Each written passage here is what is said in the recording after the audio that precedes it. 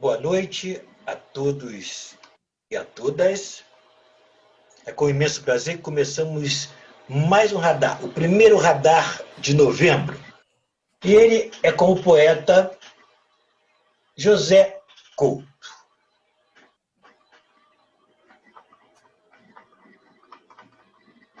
Autorretrato. Comecei a desenxergar-me face ao espelho. Vislumbro o tempo já desfocado de mim. Um profundo assombro, sutis desertos, águas turvas, o desejo e o perfil de si amalgam-se na imagem que não se reflete. Ampliam-se os horizontes, os sentidos quase translúcidos tocam com as pontas dos dedos o poema. E como um milagre, a linguagem começa a multiplicar-se. Autorretrato, poema do primeiro livro de José Couto. José Couto é gaúcho, é professor de geografia, pós-graduado em educação ambiental no Centro Universitário La Salle, publicou A Impermanência da Escrita, da onde foi o poema que eu li, Soneto de Pandora, O Unicórnio do Sul e outras lendas poéticas, esse junto com a poeta Luísa Maciel Nogueira. E está preparando outros livros, inclusive um que eu acho muito interessante, que é sobre Oriquis, né? A gente vai também conversar aqui. Participou de diversas antologias de poesias, crônicas, contos e de diversos livros e periódicos na imprensa cultural do país. Escreveu semanalmente no jornal O Alvoradense sobre poesia durante 6 anos. E em sua coluna, o poeta, além de obra autoral, também abriu espaço para divulgar novos talentos e obras de artistas já consagrados. Bem, ele tem 4 livros com 4 títulos bem interessantes. E, vejam só, são 4. A Impermanência da Escrita, O Unicórnio do Sul, O Soneto de Pandora e o último, a coletânea, Poesia de Ouros. Então, nesses 3 livros, José, eu vejo que são temas totalmente diferentes. Se você pega A Impermanência da Escrita, é basicamente um livro falando sobre a poesia, né? E você pega o Soneto e o Unicórnio do Sul, são 3 temáticas bem diferentes. Como é que vem esse trabalho? Como é que você faz esse trabalho? Como é que é o seu trabalho de escrita? É o título? Ou começa pelo fim? Como é que é esse trabalho para escolher 3 temas diferentes e trabalhar nele? Primeiramente, boa noite a todos. Obrigado pelo convite. O poema que você leu, Jorge, é do livro, né, A Impermanência, um livro de 2010. Esse livro aqui eu fiz aqui pela editora Alcance, do poeta Rossir Berni, né? Teve o Clóvis Malta, jornalista, também escritor, fez a 4ª capa, né? E ilustrações, todo ilustrado, inclusive a capa é uma ilustração. Eu sempre gostei de trabalhar muito com artista plástico, da Nídia Araújo de Castro. Esse livro aqui é uma reunião, na verdade,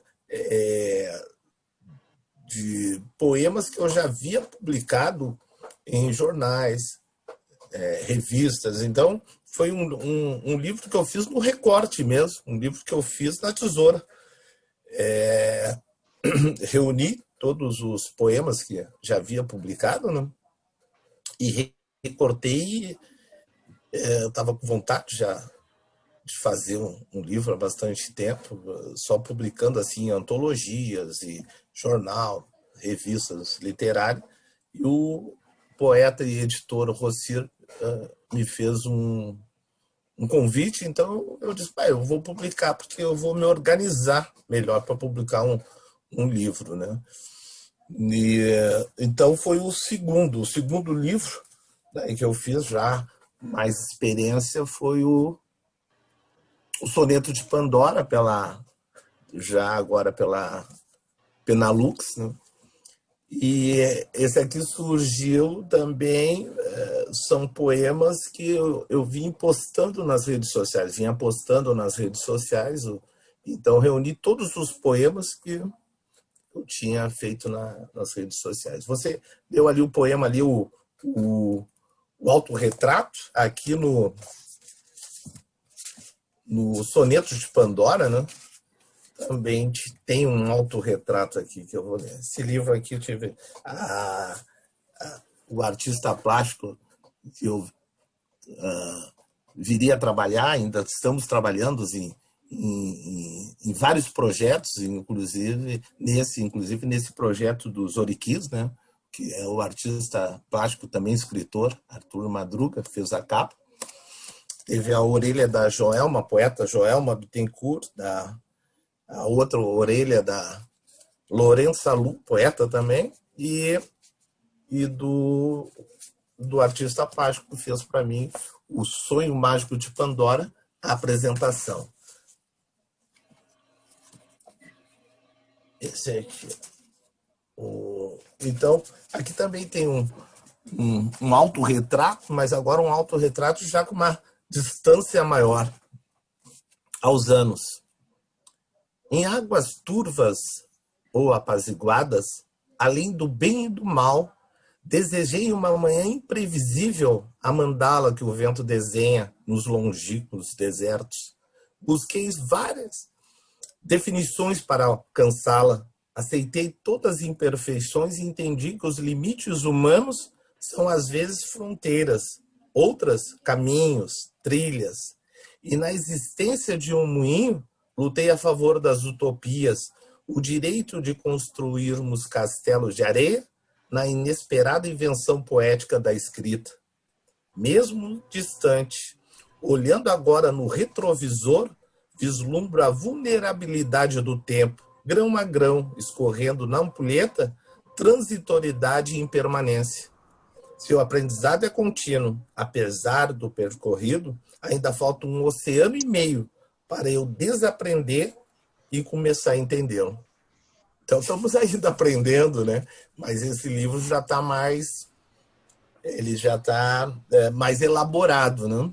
É um autorretrato mais novo, né? Ele já está mais elaborado. Mas, assim, o fundamental para mim, escrita, sempre foi a pesquisa, né? Eu também fiz o primeiro curso que eu fiz foi História, né?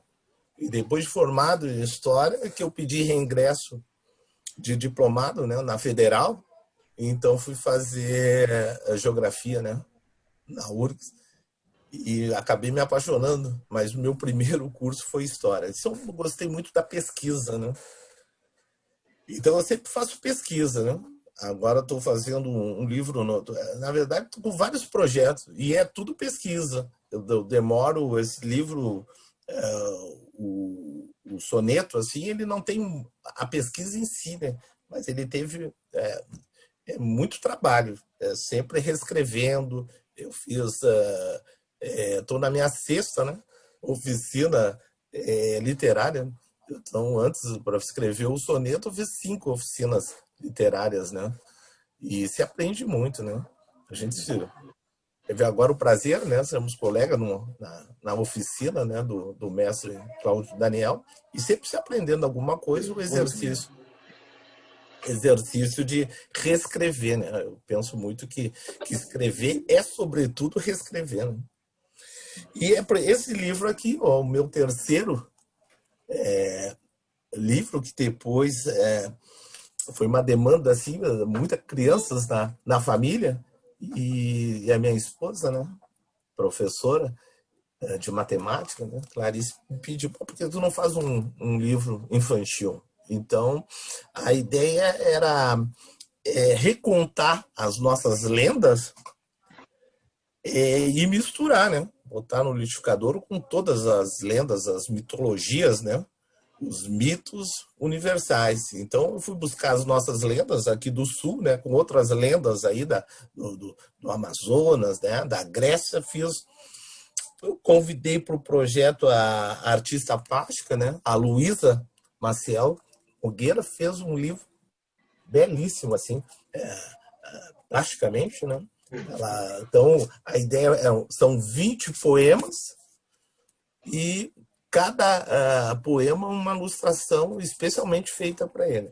Tive assim, o Antônio Torres, poeta, me fez a quarta capa, a poeta a Lázara Papandréa me fez a orelha, né?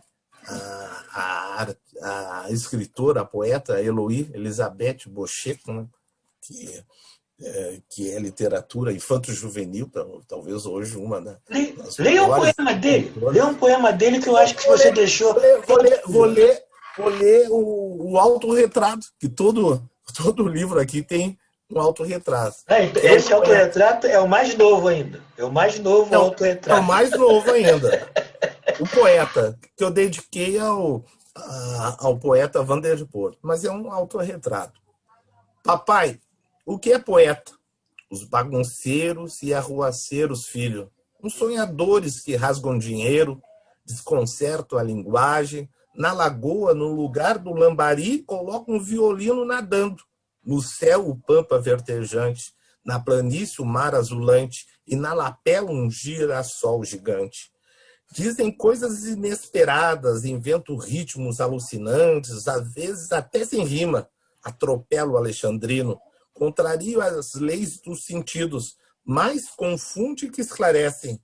Abusam do mistério na suavidade e nas asperezas, da luz sobre as transparências e do vento desenhando com nuvens formas inexatas de bicho.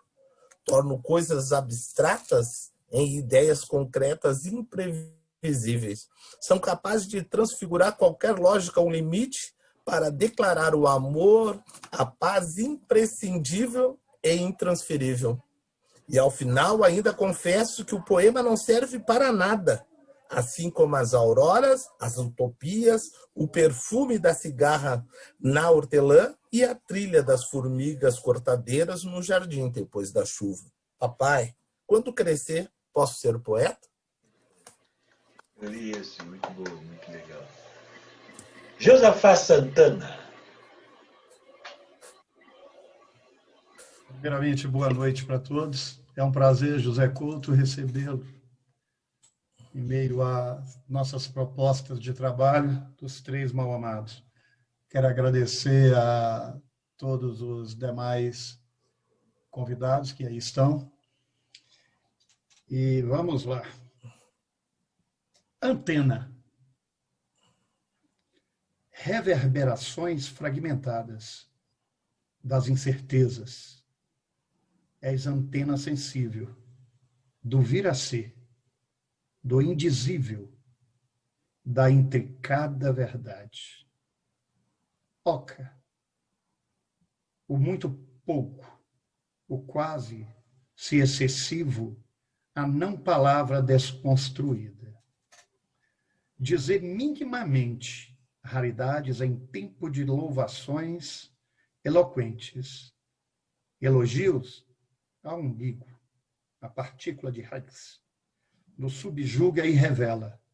Eu e você, leitor, ilusões. E o poema, brilho de uma estrela que não existe mais. José Couto. José Couto, analisando esses 4 livros, e mais especificamente, nós temos uma certa identificação. Eu tenho uma pós-graduação, Zé, na área de História da África. E um dos trabalhos que eu segui uma vertente foi exatamente no que diz respeito à questão da religiosidade africana. E eu comecei o meu trabalho exatamente com as sancofas, que ainda falta muito estudo ainda em cima. E só para explicar nesse primeiro momento, que a sankofa, na realidade, são imagens que equivalem a frases inteiras. Eu observei, Zé, que você tem uma grande identificação com a música.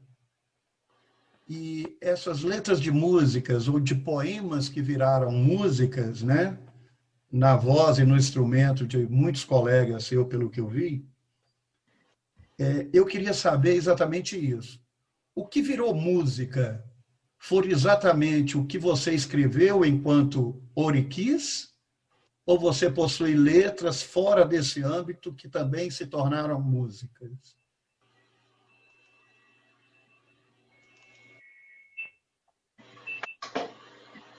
O som aí, Zé. O som, Zé Couto. Pronto. Tá mutado. Melhorou? Pronto, agora sim. Melhorou? Então, a música me seduziu, né? Eu tinha muita vontade de trabalhar com música, mas não, até então não tinha feito um direcionamento, né? Estudar um instrumento, né? E estudar música, procurar parcerias, né? Mas era um desejo. E o que ocorreu, quando eu fiz o livro com a Luísa, eu fiz um poema, então fiz uma pesquisa grande para escrever o poema Negritude. O poema Negritude foi o primeiro contato que eu tive. Eu estava fazendo um outro livro também, um outro projeto, Quase Quasares, que estou finalizando ele ainda agora, quase 2 anos para... Então, trabalho bem devagar, né? Esse livro é 2018, o livro Quase Quasares está finalizando. E eu me deparei, queria fazer um poema sobre a questão da negritude, né? Nas lendas, né? E me deparei, então, com vários textos, né? Dos Yorubás. E achei muito interessante, assim, a oralidade, né? A musicalidade. E resolvi, depois no Quase Quasares, eu vou fazer 7 oriquis. 7 por ser um número cabalístico, né? Um número mágico, vou fazer 7 oriquis, saudações, né? Do ponto de vista da mitologia, a recriação, né? Da mitologia dos povos, né? Africanos. Porém,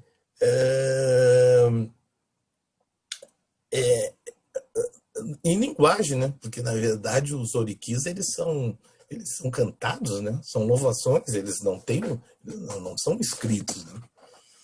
Então eu separei ali e comecei uma longa pesquisa, né?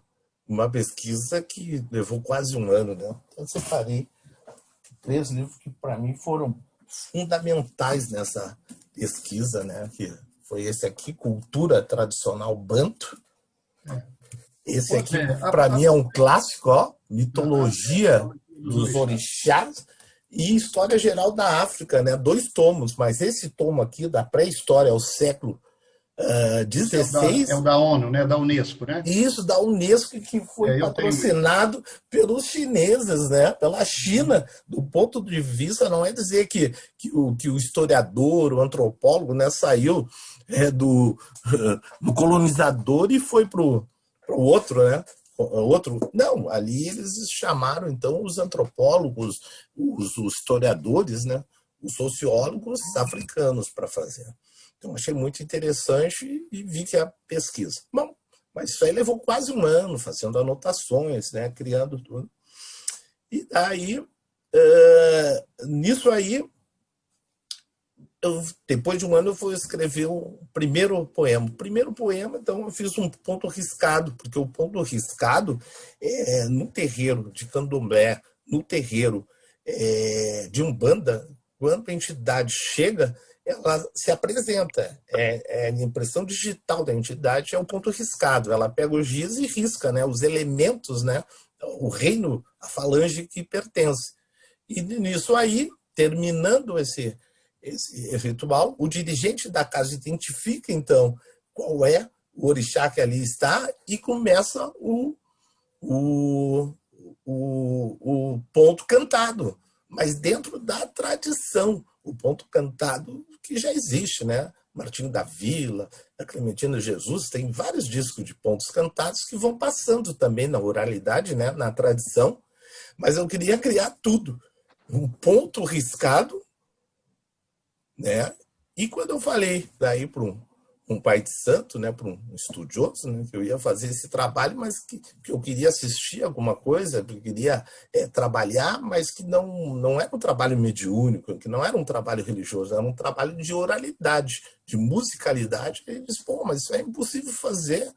É impossível fazer porque é uma incorporação. Como é que tu vai fazer? Primeiro, como é que tu vai transformar imagens, símbolos, né, em linguagem, né? E como é que tu vai fazer um ponto cantado, né? Para uma entidade, a entidade que tem que cantar o ponto. Mas eu disse, não, mas eu vou fazer. Na poesia tudo é possível. Então eu fiz o resultado, depois levei para ele, ele adorou, né? Apoiou. Agora nós estamos num outro projeto, ele quer que eu faça mais pontos riscados. Então nós fizemos o projeto, mas eu ainda não. Eu disse, bom, eu vou agora colocar nas redes sociais, vou fazer um set, né? Vou fazer mais um, fazendo os outros, mas 2 dias procurando uma imagem e não surgia, porque eu gosto muito, as redes sociais permitem, né, o poema, né, a literatura com uma imagem para dialogar, gosto muito, né, e procurando e nada. E, de repente, toco o WhatsApp ali, o artista plástico Arthur Madruga, que dificilmente me manda, eu que tenho que pedir para ele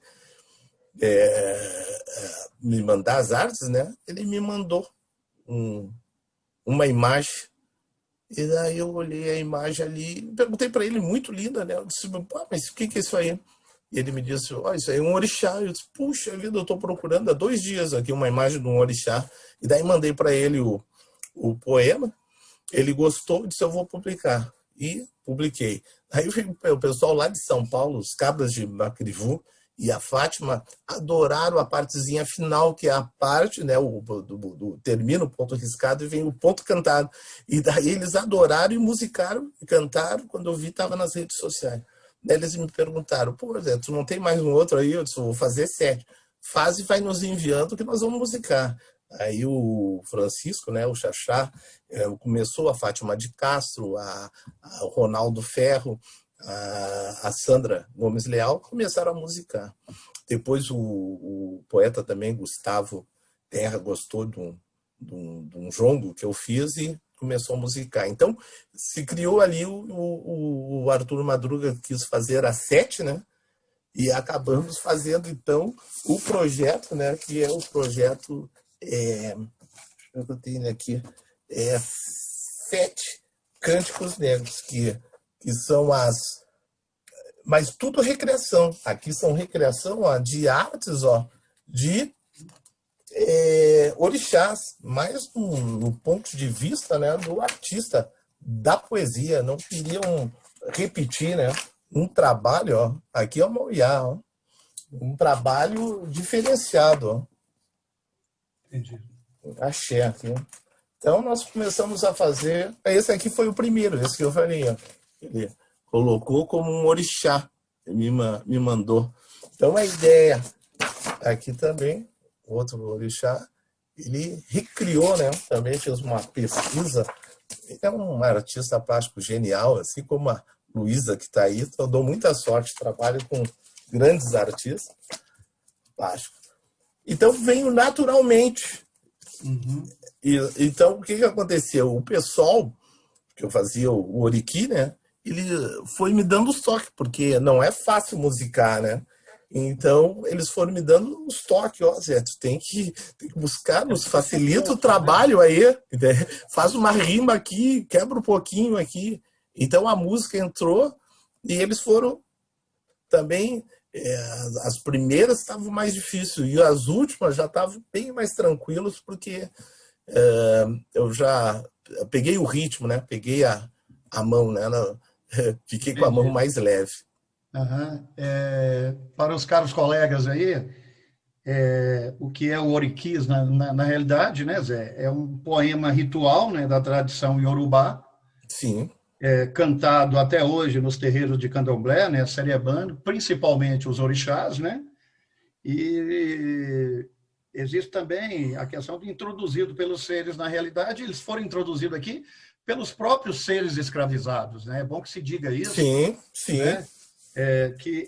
No contexto do Brasil, e que são cantos sagrados. Uhum. E tem uma outra coisa que pouca gente também conhece, para mim foi até curioso, né? Porque o Fabiano Calisto, que eu tenho um certo contato com ele também está ligado aos Oriquis, né? E chegou até a fazer alguns, né? Assim como também o Ricardo Aleixo, né? E o Antônio Risério, que é o mais conhecido, né, no contexto do Que eu Brasil, né? acabei conhecendo o trabalho do Risério agora. E também conheci um outro trabalho, mas foi bom, porque se eu tivesse conhecido o trabalho do Risério e o trabalho, principalmente, que eu acho até superior, até, assim, em termos de musicalidade, né, do Daniel, o Marabô, vou botar lá, eu nem teria feito. Entendi.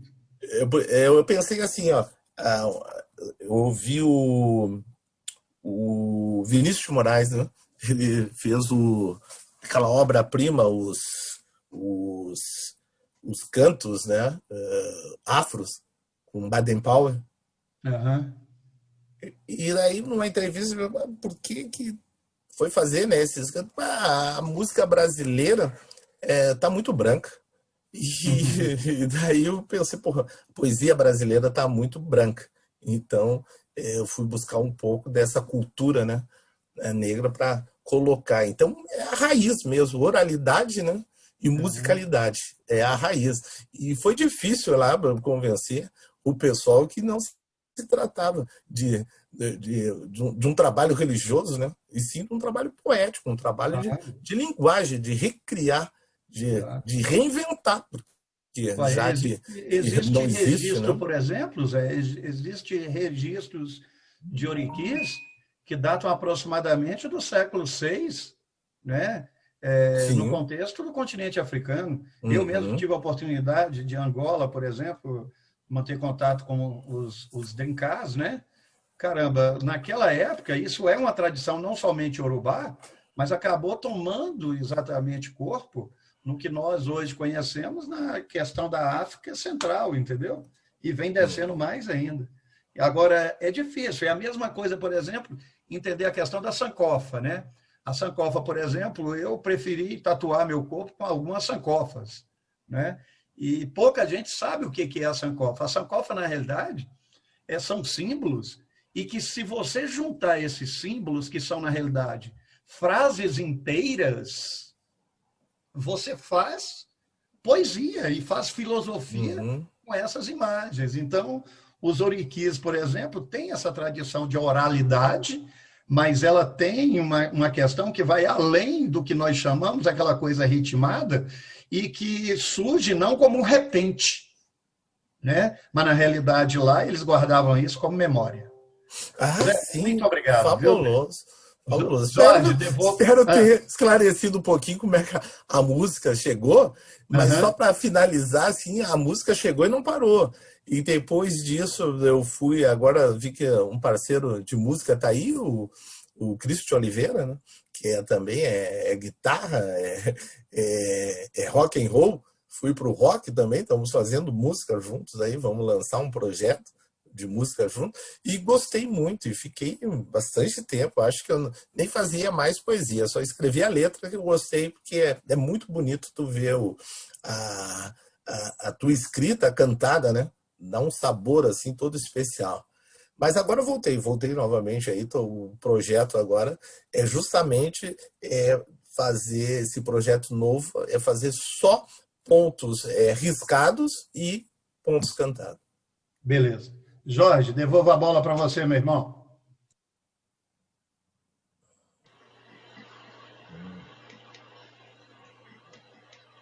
Beleza. Cânticos de Oiá, musicado por Fátima de Castro. No Peji de Oiá, Mina de Angola, Agô Angô Lionã. Na margem do rio Cabo Verde, Tapa Benim, Adiagô Agô Anixé. Na clareira da mata, Calabanabo Cachel, Agô Agô Ionã.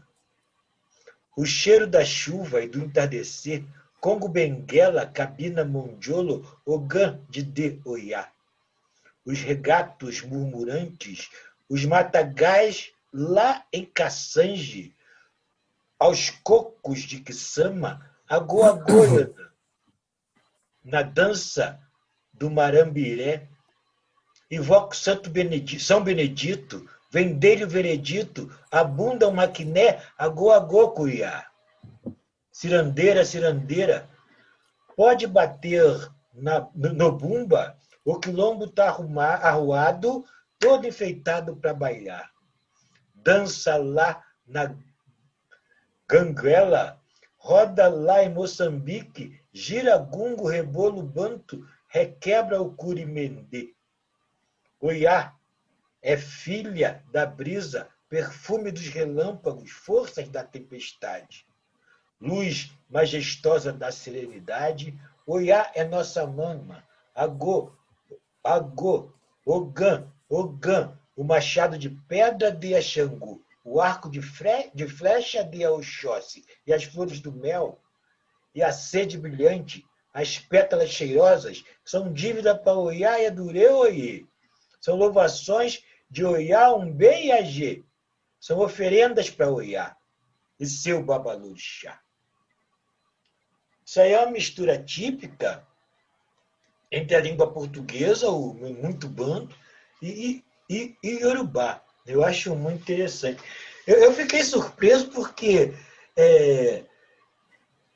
geralmente, dificilmente, né, uma pessoa, ainda mais nos cânticos, né, que os cânticos dentro da Umbanda, dentro do Candomblé, são os mantras, tem um papel importantíssimo nessa conexão entre o ser, né, e os orixás, né?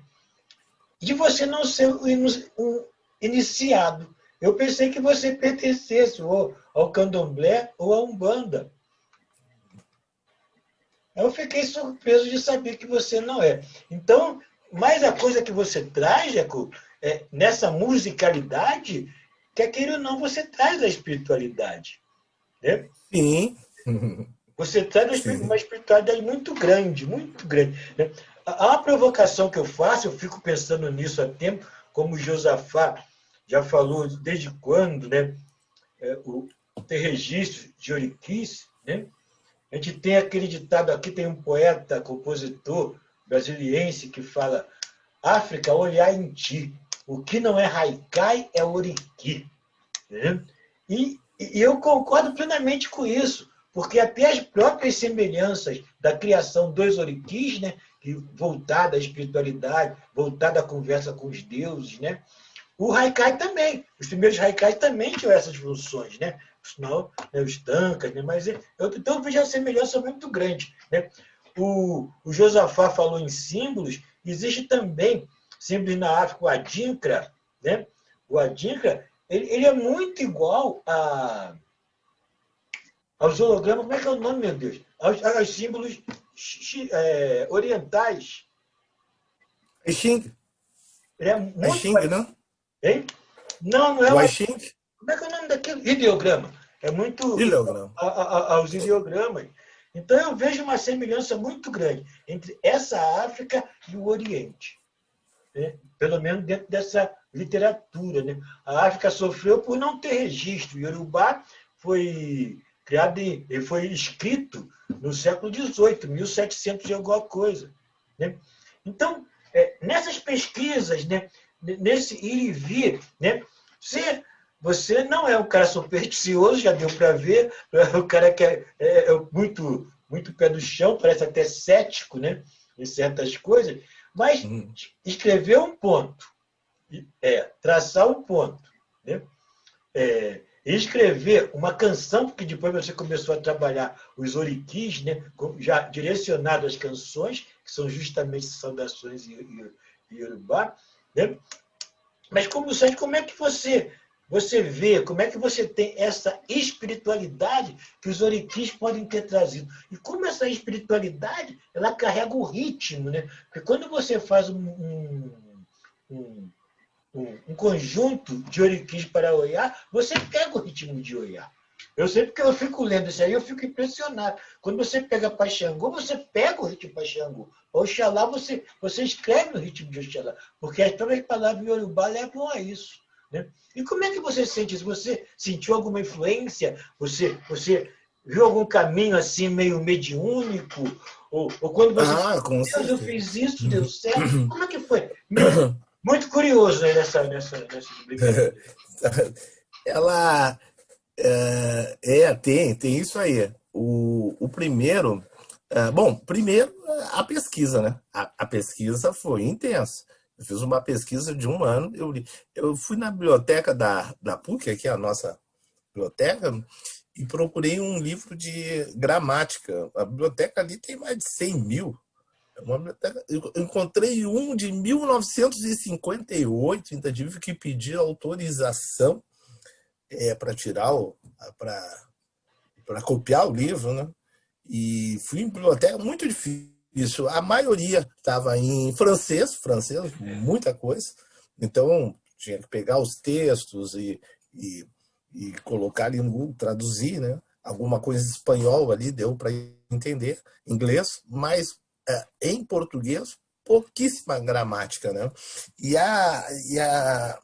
A ideia era fazer essa linguagem híbrida, né? Pegar o que é oralidade e transformar em linguagem. Mas manter é isso que você falou, essa espiritualidade, assim. Mas foi um processo meio mágico, porque fui alimentando todo ali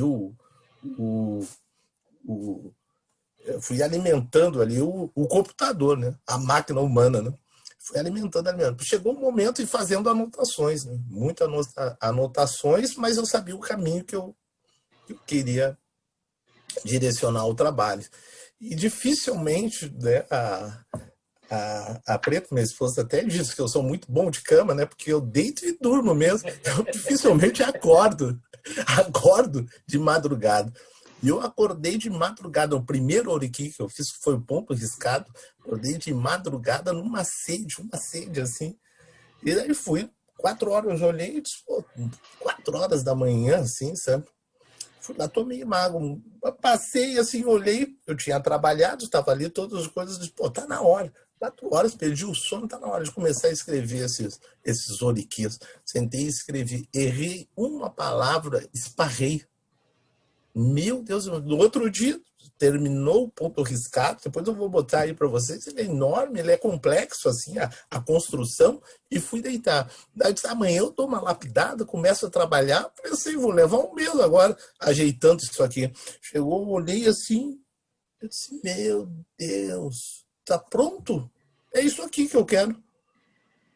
E daí só tinha só uma, eu errei uma coisinha só ali. E daí eu disse, não, vou mudar isso aqui. E mudei, só uma palavrinha. Então, é mágico também, é um processo também mágico, porque ali com certeza teve uma inspiração, né? Teve uma força, assim, uma magia que não dá para explicar.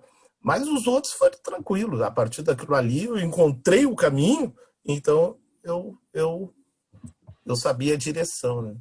E foi bacana que foi agregando, né? A música foi agregando, e eu fui fazendo a pesquisa, né, também, toda a pesquisa, e fui remetendo. Eu disse, olha, eu ouvi muita coisa, né? Os cantos, o jongo, Clementina, o Mateus Aleluia. O Mateus Aleluia é fantástico, né? É uma obra-prima, eu não conhecia, tive a oportunidade de conhecer Mateus Aleluia através da pesquisa, né? Do projeto, assim, para mim, um trabalho do Mateus Aleluia que nem Tom Jobim. Só não tem espaço, mas ele é fantástico mesmo. Para mim, é um dos maiores. Só para Lindo, né? não cortando, não querendo cortar, Mateus Aleluia, quando você ouve, quando você o vê tocando pessoalmente, você sente essa mediunidade. Você sente que a música dele ela vai muito além dos sentidos, né? Eu gosto muito do Mateus, mas ele traz essa mesmo. mediunidade, essa espiritualidade forte, né? Então, É muito bonito. Então eu fui mandando também para os cabras de Paquirivu, né? Que os cabras são nordestinos, que lá de São Miguel Paulista, né? Se interessaram eles trabalham muito com os poetas das redes sociais, né, com a poesia assim, independente, eles gostam. Quando eles viram ali, eles se interessaram. Não, nós vamos fazer esse projeto, nós estamos com esse projeto pronto, né, todas as músicas eram para ser 7, acabaram 14, porque teve as sobras. Daí eu disse, terminou o projeto, mas sobrou, deu mais 7 que eu achei que não estavam à altura do projeto. Mas depois eu dei uma ajeitadinha assim e publiquei. Mas eu publiquei, mas já tinha encerrado. Eles foram ali, pegaram e musicaram quando eu vi. E eu disse, pô, mas parou? Eu disse, não. Tá. Eu disse, olha, eu tenho mais aqui. Eu achei que nem estavam tão boas assim. E eles musicaram tudo. E seja, então ficou muito bacana. E daí eu fui ajeitando mais essas aí, eu fui ajeitando as últimas, né? Mais para letra mesmo, para canção, para ritmo, né? Já também já é uma outra praia, né? A letra é uma coisa, poesia é outra, né? Eventualmente uma poesia pode ser musicada, né? Mas a letra ela tem os seus segredinhos ali para ser construídas. Mas com certeza, Jorge, tem um elemento aí mágico, né? O pai de santo, quando eu fui levar o projeto para ele me ajudar, me dar referência, tudo, ele disse também que era impossível. Quando eu voltei, ele disse, não, você fez sobre inspiração dos orixás. Eu disse, bom, então é sobre inspiração, mas não é um trabalho mediúnico, né? Assim, incorporado, né? Não, é um trabalho poético, né? De recriação, de oralidade, né? De pesquisa, né? Transcriação, né? Ok, muito obrigado. Josafá. Ô Jorge, eu recebi a informação aqui que o Freire vai demorar mais ainda, porque por aqui, por nossas bandas aqui, está chovendo. Vamos ver, mano. Aí eu vou fazer uma pergunta e depois você dá uma olhadinha aí no recadinho que eu deixei com você. Olhando. E aí vamos lá. Solilóquio. A gente não morre. Fica encantado. Guimarães Rosa. A canção ecoa no precipício. Seu canto ermo e triste quer celebrar o frio. Seu desejo é levar-nos, fazer a travessia ou nos perder em escuro labirinto. Sopra tênue, gelado, fio de aço. Em meu ouvido se diz irremediável. Nenhuma certeza ou esperança move. Sua música entoa o canto letárgico, inevitável.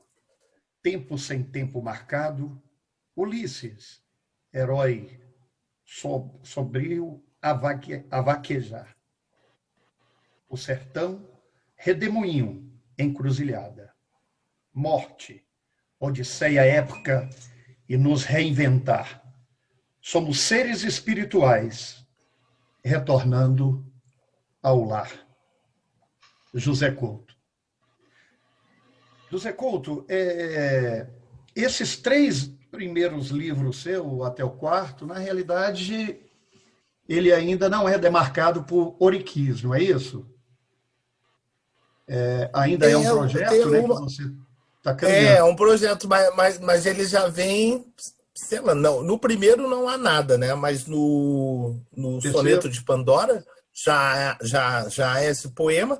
O poema Negritude do Unicórnio também já vem um pouquinho ali dos povos urubás, né?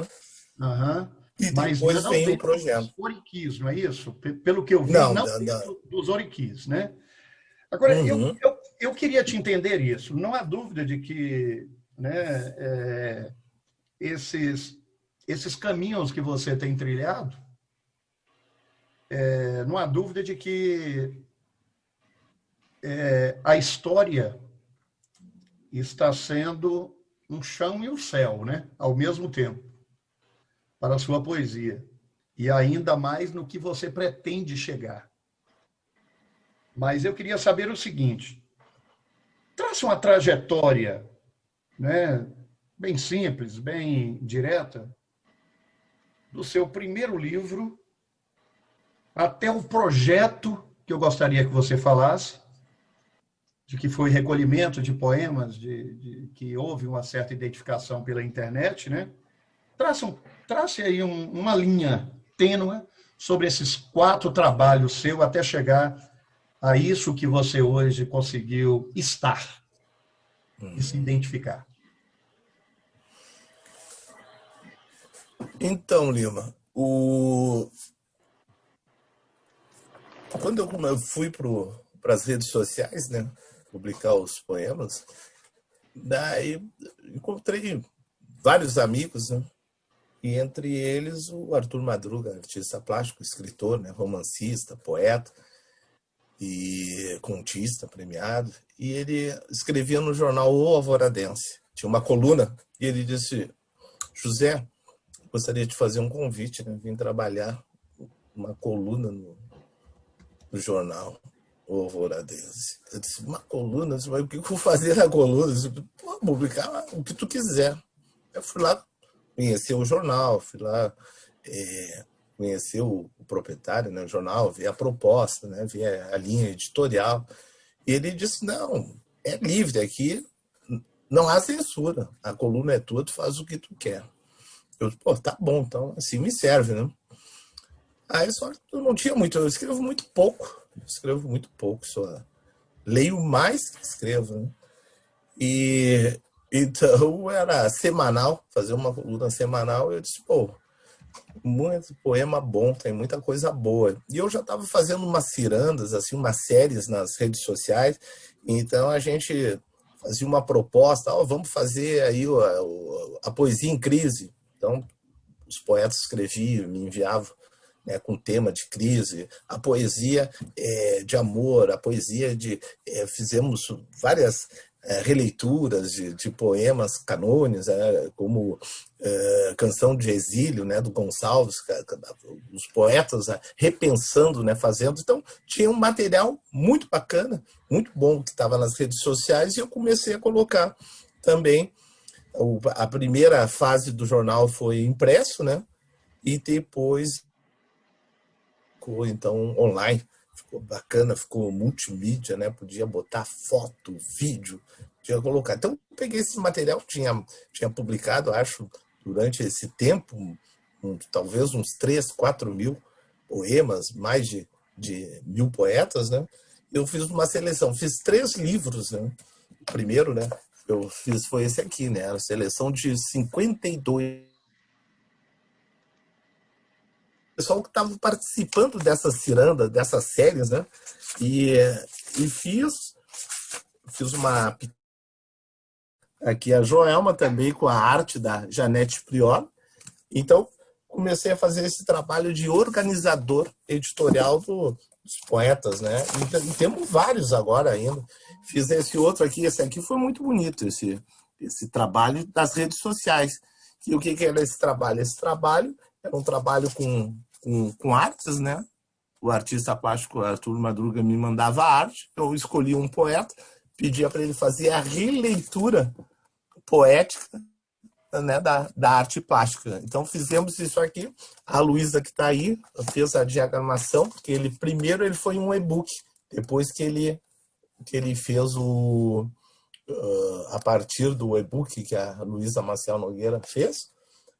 Aqui praticamente o mesmo pessoal que trabalhou aqui são poetas conhecidos, né? A Lázara, a Pampandréia, a Lídia Porto, a Cris Herman, a Joelma, o Gustavo Terra, a Fabíola, o Vander Porto, né? A Elke, a Inês Santos. O pessoal que praticamente trabalhou aqui no 104, fizemos uma rede, né? A Lourença Lu, o Carvalho Júnior, né? Nosso colega também. Então a gente se aproximou bastante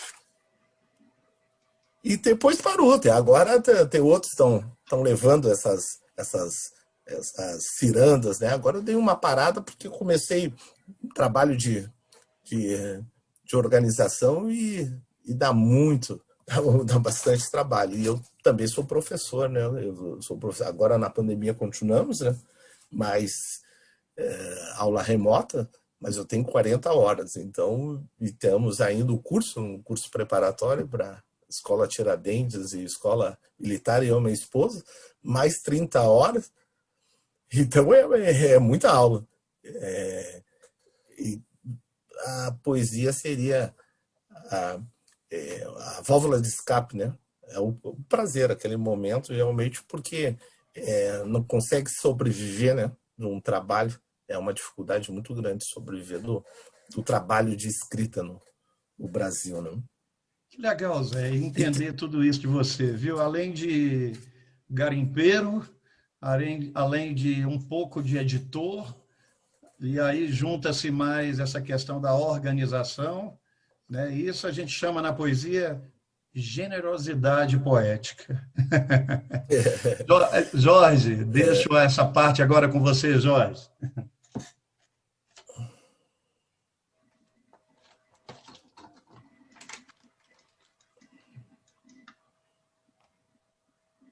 Vai, o Jorge sumiu?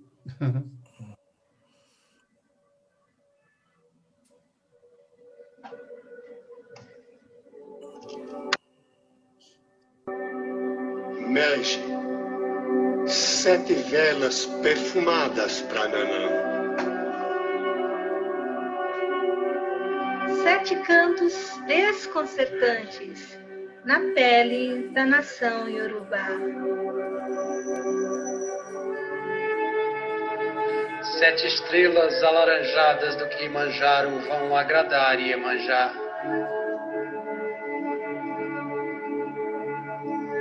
7 flores do manjericão roxo do sertão vão perfumar Choroquê.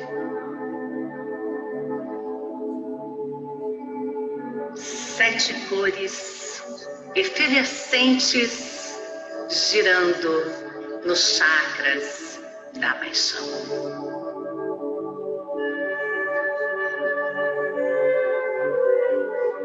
7 caminhos bifurcados, estradas de sim e não. 7 silêncios ocos no voo da meditação.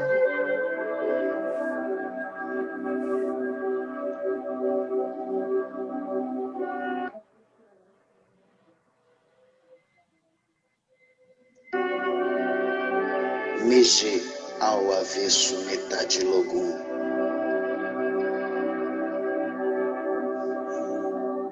7 velas desconcertantes para Nanã.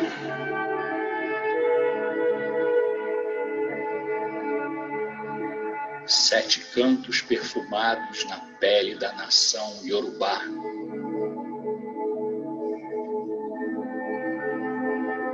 7 flores do manjericão roxo do sertão vão perfumar Cherokee.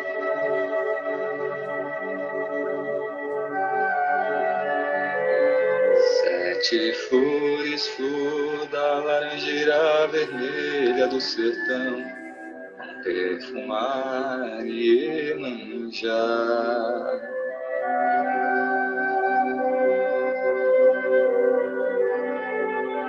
7 cores efervescentes, girando caminhos bifurcados.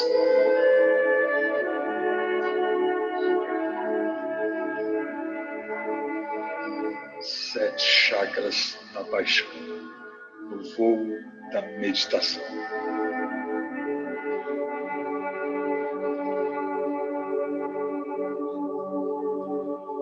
7 silêncios ocos, estradas de sim e não.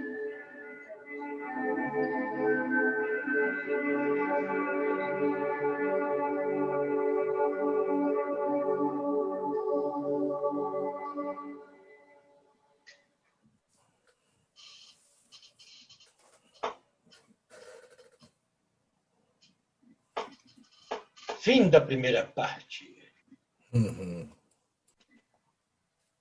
1, 2, 3. A outra filha está lá na Itália, né? Está na Inglaterra. Pode ir, José Couto. Estão juntas as duas no vídeo. Namorados. Oi? Pra Preta. Oi? Namorados. Tá ouvindo bem aí? Que dia que eles estiveram aqui? Tá dando uma Tá ouvindo interferência. bem? Tô ouvindo bem, tá dando uma interferência que eu não sei o que. Mas vai. Deve ser o microfone aberto, será?